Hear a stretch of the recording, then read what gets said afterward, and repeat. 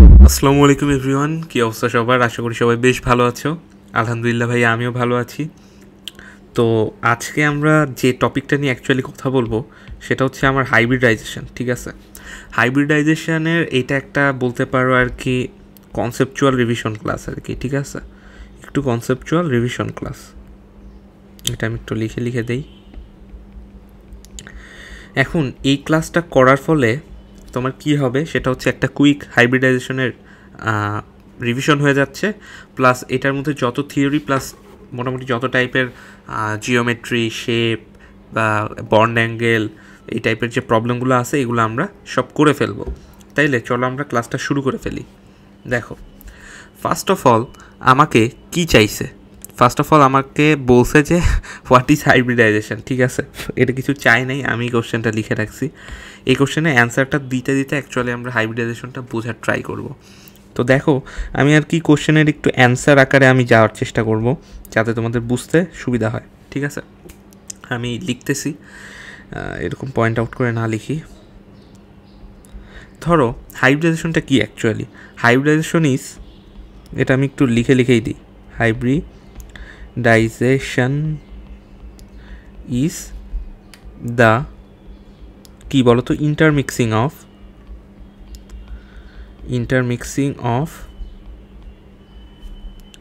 Atomic orbitals. অর্থাৎ এইটা একটা মানে হাইব্রিডাইজেশন বলতে বোঝায় যে অনেকগুলো অ্যাটমিক অরবিটাল থাকে, এইগুলাকে কী করা হয়? মিক্স করা হয়, মিক্স করে কিছু একটা করা হয়, এইটাই হচ্ছে আমার হাইব্রিডাইজেশন। ঠিক আছে, intermixing of atomic orbitals, but এখানে একটা কথা আছে, কি? Of same or nearby. এটা কিন্তু আমি ফুল বইয়ের ভাষায় পড়াচ্ছি। ঠিক আছে, same or nearby same আর কি, same or nearby same energy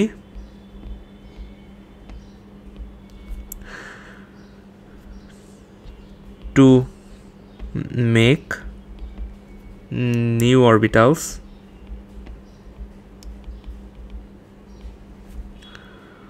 of exactly same energy. Exactly same, এখানে আমি আবার একটা কথা লিখবো, সেটা হচ্ছে অ্যাভারেজ। ঠিক আছে, যেহেতু মেশানো হয়েছে সবগুলা মেশানোর পরে যে অ্যাভারেজ এনার্জিটা থাকে ওইটাই আর কি।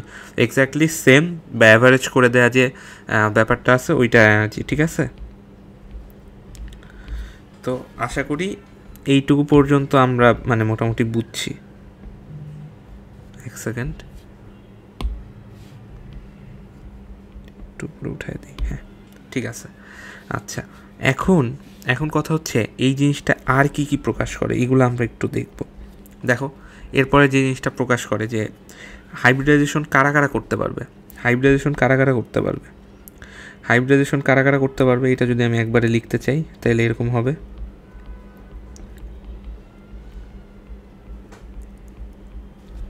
হাইব্রিডাইজেশন এই জিনিসটা বইয়ে মেনলি বলা থাকে হচ্ছে হাফ ফিল্ড অরবিটালের কথা বেশি, বাট এখানে আমার হাফ ফিল্ড অরবিটাল তো করবেই, সমস্যা নেই। তারপরে তোমার এমটি অরবিটালও করবে,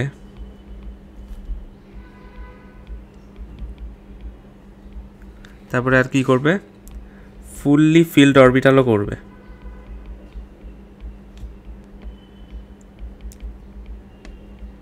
ঠিক আছে, তাইলে দেখো আমার হাফ ফিলও করবে, এমটি অরবিটালগুলোও করবে, ফুললি ফিল অরবিটালগুলোও করবে। ঠিক আছে, এখানে ইলেকট্রন দ্বারা ফিল করার কথা বলা হচ্ছে আর কি। আচ্ছা, এখন কথা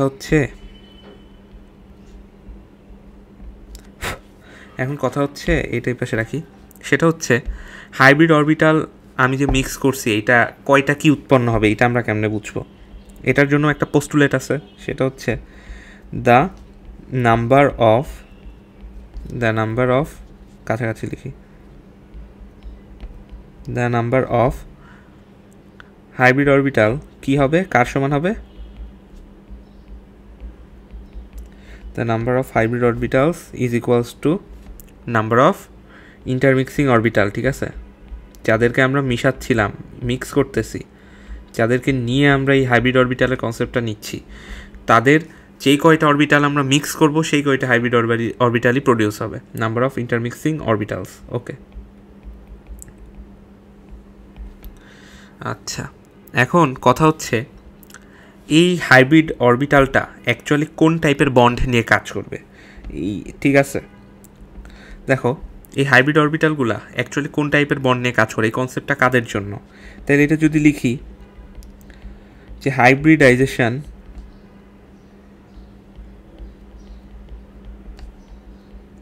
concepts বা concept stands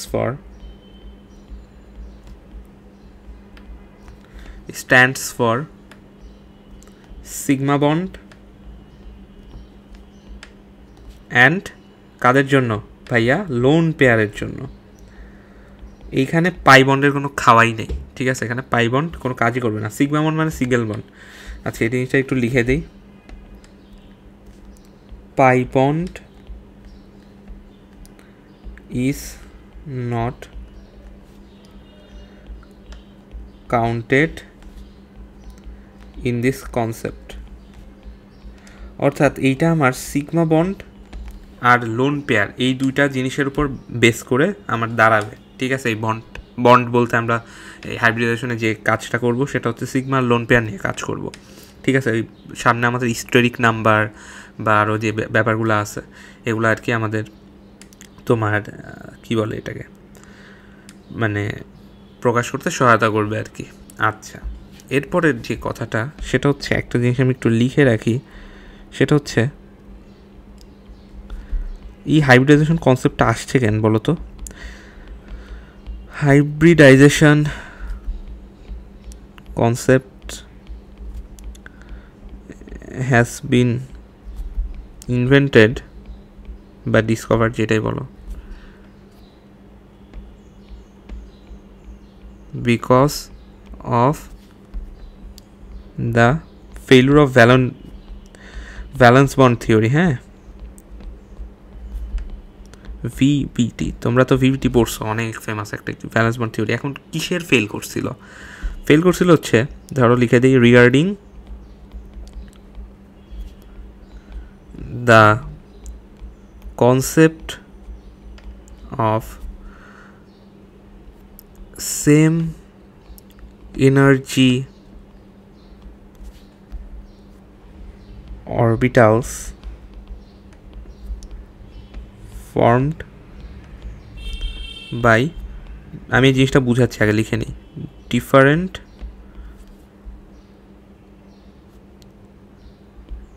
energy বা ডিফারেন্ট এনার্জাইজড অ্যাটমিক অরবিটাল, লিখে এনার্জাইজড অ্যাটমিক অরবিটালস, ঠিক আছে। অর্থাৎ ভ্যালেন্স বন্ড থিওরি, আমার মনোযোগ দিয়ে আমার কথাটা শুনো ভাইয়া, আমার স্মার্ট বোর্ড বা ওই টাইপের দাঁড়াও এক সেকেন্ড, সুযোগটা নাই তো এই জন্য আমার কথাটা একটু মনোযোগ দিয়ে শুনো, তাইলে তোমার ভালো হবে, বুঝতে সুবিধা হবে। দেখো আমি যেটা বলতেছি সেটা হচ্ছে valence bond theory actually fail করছে কোন জায়গাটায়, সেটা হচ্ছে এই দেখো, ডিফারেন্ট এনার্জাইজড অ্যাটমিক অরবিটাল থেকে ভাই কী বেরোইছে, দেখো তো কী বেরোইছে, সেম এনার্জি অরবিটালস বেরোইছে। এই জায়গাটায় আর কি ভ্যালেন্স বন্ড থিওরি কাজ করতেছে না, যে ও বুঝাইতে পারতেছে না যে কেমনে এই জিনিসটা হলো। এই জায়গাটাই হাইব্রিডাইজেশন আবার এসে বুঝাই দিচ্ছে যে না, যে সবগুলারে আমরা মিক্স করছি, করে দেন হচ্ছে আমরা কী করছি, হাইব্রিডাইজেশন কনসেপ্টের মাধ্যমে দেখাচ্ছি যে এইভাবে সবগুলা সেম এনার্জি লেভেলের আর কি অ্যাটমিক অরবিটাল ক্রিয়েট হয়ে গেছে, অ্যান্ড ওইভাবে একটা মানে ফর্ম হচ্ছে বা কিছু একটা হচ্ছে, ঠিক আছে। ওকে, তাহলে আশা করি বুঝছো এখানে। আচ্ছা, এইদিকে তো দেখলাম।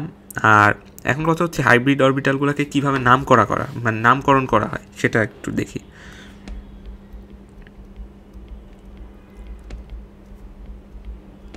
হাইব্রিড অরবিটালস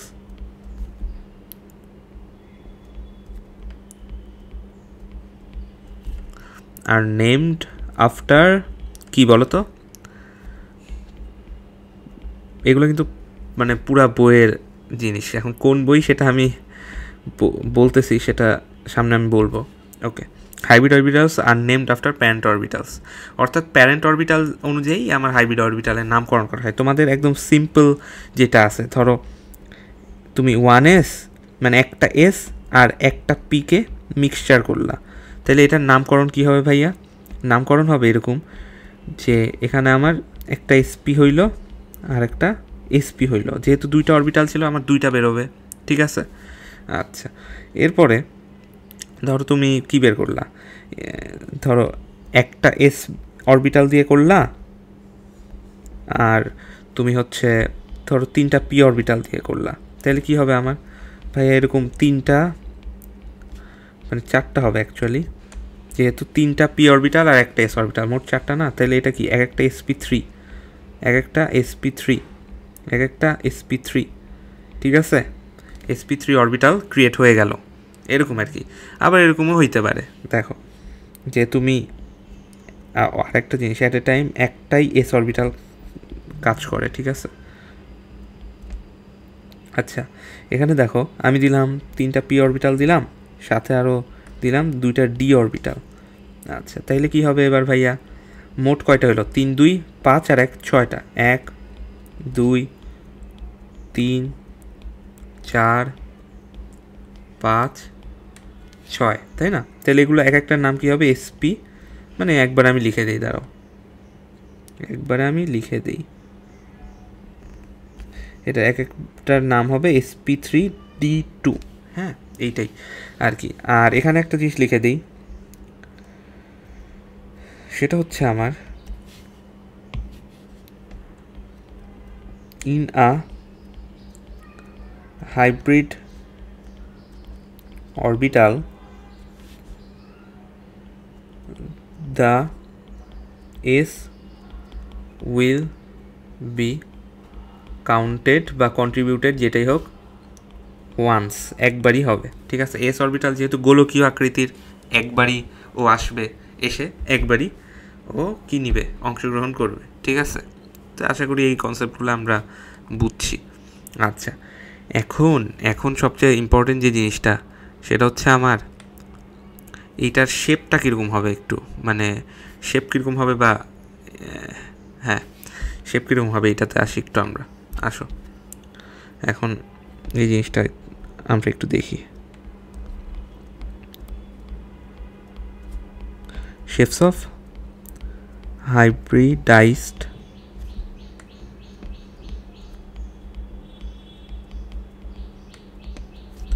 এটা কি হবে অ্যাকচুয়ালি এখানে যে জিনিসটা হবে ভাইয়া, সেটা হচ্ছে আমার, দেখো এস অরবিটালের আকৃতি কি? এস অরবিটালের আকৃতি এইটা না? এটা কি আমার এস না? হ্যাঁ। তারপরে ধরো এইটা কি আমার, এটা কি আমার পি না? এটা তো আমার পি, সমস্যা নেই। আচ্ছা, তারপরে এইটা কি আমার বলো তো, ডবল ডাম্বেল যেটা আছে, এটা কি আমার ডি না? হ্যাঁ, ডি অরবিটাল। আচ্ছা, আমরা মেনলি কিন্তু এখানে এসপি আর ডি নিয়েই কাজ করি, সো এখানে এফ নিয়ে আর কোনো কথা আমি বলবো না। হ্যাঁ, তো এই হচ্ছে কাহিনী, একটু নামাই দিই। ওকে, তো দেখো এখন আমার হাইব্রিডাইজড অরবিটাল যেটা হবে সেটা হচ্ছে, ধরো আমি হাইব্রিডাইজড অরবিটাল আঁকাইলাম। হাইব্রিডাইজড অরবিটালটা যেটা হবে ভাইয়া, সেটা হচ্ছে আমার একটা ছোট লোব থাকবে আর একটা বড় লোব থাকবে, ঠিক আছে। আচ্ছা, এইখানে জিনিসটাকে এইভাবে লিখি, এটাকে বলবো আমরা স্মল লোব, আর এই পার্টটাকে বলবো কি আমরা লার্জ লোব। ওকে, তাইলে আমার এখানে আবার একটা কথা আছে, ধরো তুমি যখন একটা মৌল ধরো লিখতেছো, ঠিক আছে, ধরো ব্রোমিনের কথা লিখতেছো, ব্রোমিনের সময় তুমি কি করো, এইরকম দেখাও একটা, এটা কি বোরন লিখে ফেললাম না, ব্রোমিন লিখলাম, আচ্ছা বোরন লিখছি, যাই হোক, তো এরকম দেখাও আর কি। এখানে স্মল লোবটা অ্যাকচুয়ালি তুমি দেখাও না, তাইলে এই জিনিসটাকে যদি আমি একটু এইভাবে লিখতে চাই, স্মল লোবকে অনেক সময় রিপ্রেজেন্ট করা হয় না, উই ডোন্ট রিপ্রেজেন্ট দিস, ঠিক আছে।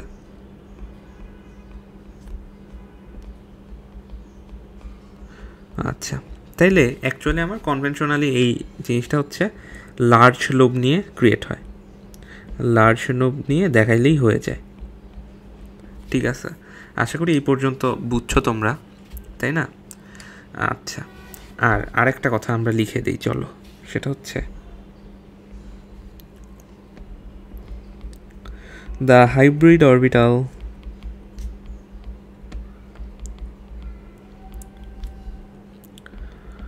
oriented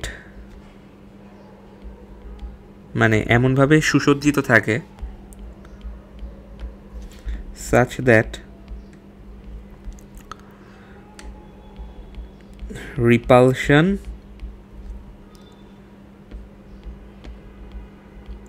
between them is minimum। এই জিনিসটা তোমাদের মানে কেমনে বুঝাই? জিনিসটা হচ্ছে এরকম, দেখো আমরা একটা থিওরি থেকে পড়ে আসছি না, ফ্রম ভিভিটি। এই যে ফ্রম ভিভিটির থেকেই তো এটা দেখে আসি আমরা না, যে তোমার লোন পেয়ার সবচেয়ে বেশি রিপালশন হয়, তারপরে আমার lone pair bond pair repulsion হয়, তারপরে কি হয় বন্ড পেয়ার, এটা একটু সরাই লিখি, আচ্ছা এরপরে কি হয় বন্ড পেয়ার রিপালশনটা বেশি হয়, তাই না? আচ্ছা, এই জিনিসটা আমরা কিন্তু মানে দেখে আসি, যে এটা একটু কালার যদি চেঞ্জ করে দিতে পারতাম তাহলে একটু বেটার হয়। দেখি তো চেঞ্জ করা যায় কি না। না, চেঞ্জ করা যাচ্ছে না এখান থেকে। আচ্ছা, সমস্যা নেই। তো দেখো এইটা আমরা জানি, তাই না? আচ্ছা, এখন এইখান থেকে একটা কনসেপ্ট চলে আসে,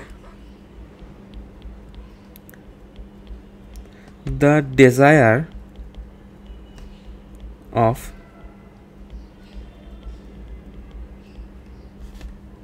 getting less repulsion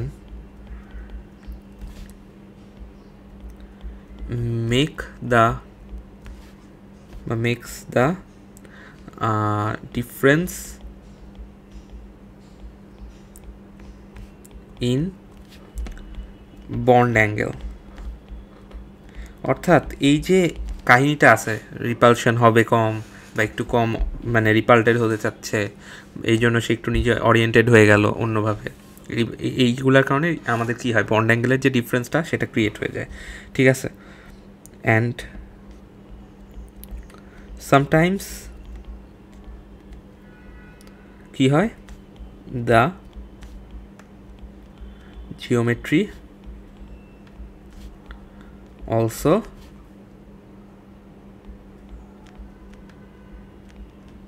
চেঞ্জড। ঠিক আছে, জিওমেট্রিটাও, এটা এক সেকেন্ড, জিওমেট্রিটাও অ্যাকচুয়ালি আমার একটু চেঞ্জ হয়ে যায়। ঠিক আছে,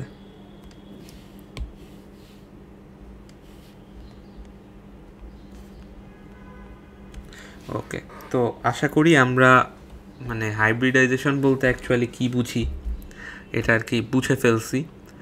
আচ্ছা, আমি তোমাদের জাস্ট লাস্ট একটা জিনিস লিখে দিই, সেটা হচ্ছে ধরো এখানে আমি হাইব্রিডাইজেশনটা লিখি, এখানে আমি কোনো ছক আঁকাচ্ছি না ভাইয়া, এটা কোনো ছক আঁকাচ্ছি না, আমি জাস্ট নর্মালি দিয়ে দিচ্ছি হাইব্রিডাইজেশন নাম্বার। হ্যাঁ, আচ্ছা, হাইব্রিডাইজেশন নাম্বার মানে কিন্তু অতগুলা মৌলকে আমরা, মানে সরি অতগুলো অরবিটালকে আমরা মিশাইছি। ওকে, আচ্ছা, আর এইখানে হচ্ছে আমার হাইব্রিডাইজেশন।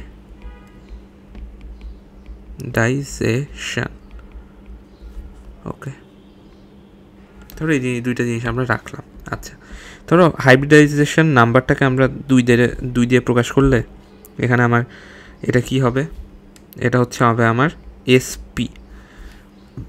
SP hybridization. ঠিক আছে, তাহলে x=3 হইলে আমার কি হবে ভাইয়া, x=3 হইলে, এটা কিন্তু কুইক রিভিশন, একদম বেসিক থেকে আমি পড়াইতে গেলে কিন্তু অনেক টাইম লাগবে। সো মোটামুটি একটা বেসিক প্লাস রিভিশনের জন্য আমি এই ক্লাসটা নিচ্ছি। ঠিক আছে, আর এটার কয়েকটা পার্ট হয়তো আসবে, 2 থেকে 3টা পার্ট হয়তো আসবে। আচ্ছা, তো 4 হইলে কি হয়, sp3। ঠিক আছে, 5 হইলে কি হয় দেখো তো ভাইয়া, 5 হলে কি হয়, 5 হলে হয় হচ্ছে আমার sp3d। ওকে, তাহলে 6 হইলে কি হয় আমার, 6 হইলে যে জিনিসটা হয় সেটা হচ্ছে আমার sp3 sp3d2। আচ্ছা, আর ফাইনালি x=7, এর বেশি সাধারণত হয় না। এটা হলে কি হয়, sp3d3। ওকে, আমরা কমপ্লেক্স যৌগ যেইগুলো আছে ওগুলোর জন্যও দেখবো আমরা সামনে, ঠিক আছে। আচ্ছা, আর এই নাম্বারগুলো অ্যাকচুয়ালি আমার স্টেরিক নাম্বার দিয়েও প্রকাশ করা যায়, ঠিক আছে। আমি স্টেরিক নাম্বারের সংকেতটা একটু লিখে রাখি জাস্ট। এই স্টেরিক নাম্বার = হাইব্রিডাইজেশন নাম্বার, ঠিক আছে। এটা অ্যাকচুয়াল মিনিংটা কি? এটার অ্যাকচুয়াল মিনিংটা হচ্ছে আমার, এটা একটু পেছনে নিয়ে আসি। আচ্ছা, অ্যাকচুয়াল মিনিংটা হচ্ছে আমার এই যে সিগমা বন্ড যতগুলো আছে তার সাথে আমার লোন পেয়ার যোগ করে দিলে আমার যা আসবে তাই হচ্ছে আমার কি স্টেরিক নাম্বারটা, ঠিক আছে। তো আমরা এই জিনিসগুলো আমি সব প্রমাণ করে করে মানে এক্সাম্পল দিয়ে দিয়ে দেখায় বুঝায় দিব, কোনো সমস্যা নেই। তাইলে আমরা অ্যাকচুয়ালি কিন্তু জানতে পারলাম যে অ্যাকচুয়ালি আমার হাইব্রিডাইজেশনটা কী। এটা আমাদের পার্ট 1 ছিল। নেক্সট ভিডিওতে আমরা হাইব্রিডাইজেশনের ভিতরে ঢুকে যাব, এর বন্ড অ্যাঙ্গেল, জিওমেট্রি, শেপ সব কিছু নিয়ে আলাপ আলোচনা করবো ভাইয়া। তাইলে আজকে এই পর্যন্তই, আল্লাহ হাফেজ।